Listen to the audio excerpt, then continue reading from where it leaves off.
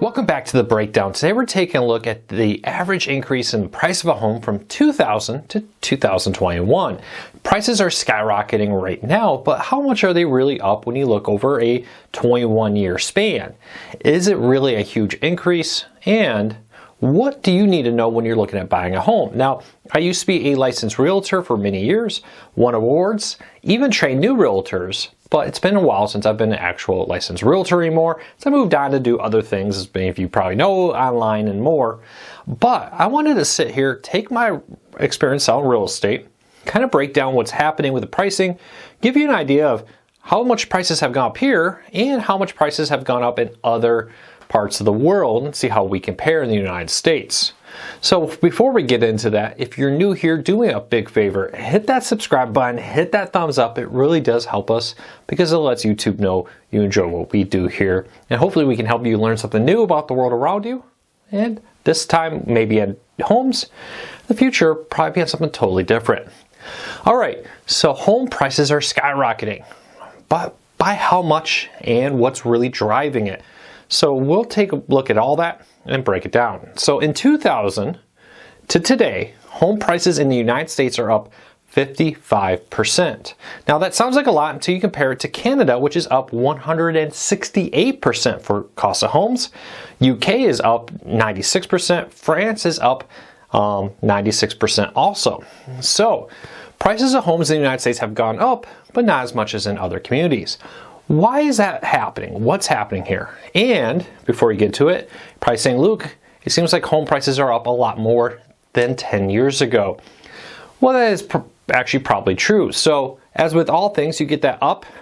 In 2008, we had an economic recess. Home prices actually significantly dropped for a long time. Then they went back up. So if you look at the actual lowest peak during that period, you could make an argument that's up a lot more than 55%. But when you look at the whole, when you look at the long-term investment of a home, which the average homeowner really should do, yeah, it's definitely up about 55%. And I'll put a link to that data down below. Now, right now, we're seeing a huge spike. What's causing that? Well, there's a few things. Number one, it's hard to build new homes right now. Cost of lumber is up. Cost of everything is up. As people have been stuck in their homes, they're rapidly rushing to remodel. And I've been trying to get some things for my new home to finish some work on it. It's been very difficult because wood costs are up, appliance costs are up, delays are up. A lot of them are produced overseas, shipped here, through everything happening. Factories were shut down. For example, a hot tub, I ordered it in June of last year. It's only now just sitting on my deck waiting for the electrician to come in and wire it, hopefully in the next couple of days to do that to finish the install.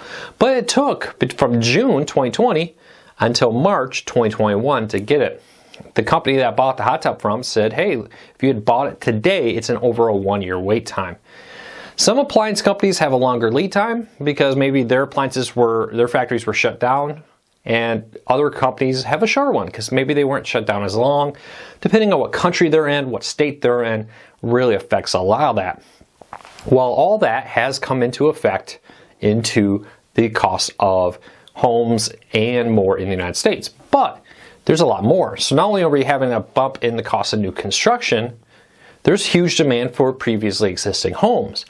A large number of people who traditionally rent apartments, condos, or wherever have realized, hey, if I'm going to be stuck in a home all my days, I don't want to be living in an 800 square foot apartment. And this is really big in places like New York. Major cities have seen an actual decrease in the number of people moving there versus the percentage of people moving away. A lot of people have been leaving New York. Why get stuck in a micro apartment, when you can't leave? A lot of people enjoyed living in these small apartments because they lived close to nightlife. They lived close to things to do, people to see. When it's all on lockdown and you can't do that, people are getting out. That's putting a crunch on the suburbs right now, which is putting a crunch on single-family homes. Now, single-family homes are one of the most pure form of supply and demand pricing, right? Most of single-family homes, now, okay, if you live in a major city, probably saying this is going to be wrong, but most single-family homes are owned by private people. You own one home, this is your home, that's it. Now, I know in some major cities, a lot of single-family places or more can be commercially owned and rented out. But across the country as a whole, it's just you and me. We're negotiating. And as supply and demand comes, if there is, like right now, more people trying to buy homes than there's homes on the market, that means bidders are pushing up the price. Very similar to what happened in California with all the tech companies flocking people into areas. Well, suddenly we ran into a situation where, because Google and Amazon and Microsoft and all these places are here, a lot of people want to move there to get jobs there. There's only so many homes you can build so fast. There's more people looking for homes than there's actual homes on the market. That creates a bidding war, that drives up the pricing. Now, that's what we've seen. But that doesn't mean that that's going to be the long-term case here. As with all things, if you look at the pricing of a home, it looks like this, right? Prices go up, prices go down, up, down, up, down, up, down. Now, over times, it averages out, it keeps going up. But there are major corrections where the pricing goes down. You do have to be careful. Like all things, buying a home is a major investment. Not much more so than a car is. Cars depreciate in value. Homes, if you maintain them, key word there, they will go up in value traditionally over time, though you may find times where it goes down. For instance, right before the 2008 economy crash, some people who bought homes right there at the peak found themselves upside down for a while as home prices dipped, and they had kind of waited out for it to go up.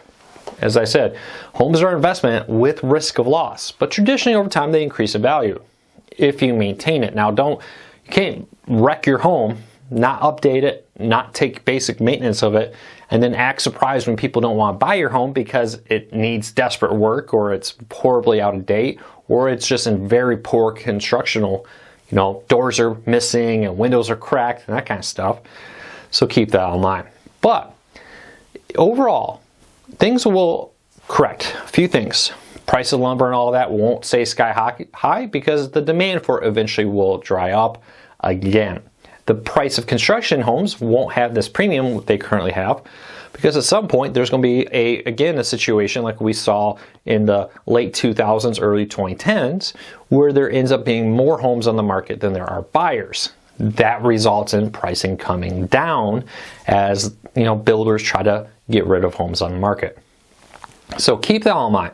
Why is this happening? Well, it's very complicated, but we're seeing this in other places. Canada, UK, France, and more have definitely run into situations where there are more people looking for homes than there are homes available. In the United States, we've been pretty good. We have a lot of builders, we have a lot of land to expand into.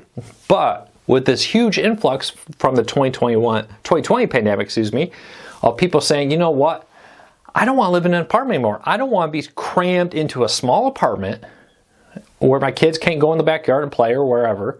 I want a house. That drive to get homes is what's driving up pricing, and it could take that 55% jump since 2020 and move it up a lot higher as these bidding wars are heating up here in the United States. A lot of people who were under lease agreements through 2020, they're coming up to be expired, and now they're rushing to get a home. So keep that in mind.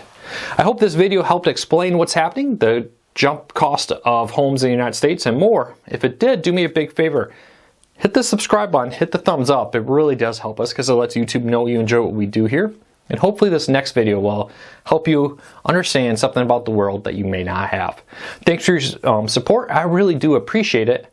And check back for a new live video coming up in the next week or so. I really appreciate it, everybody. Take care. I'll talk to you all real soon.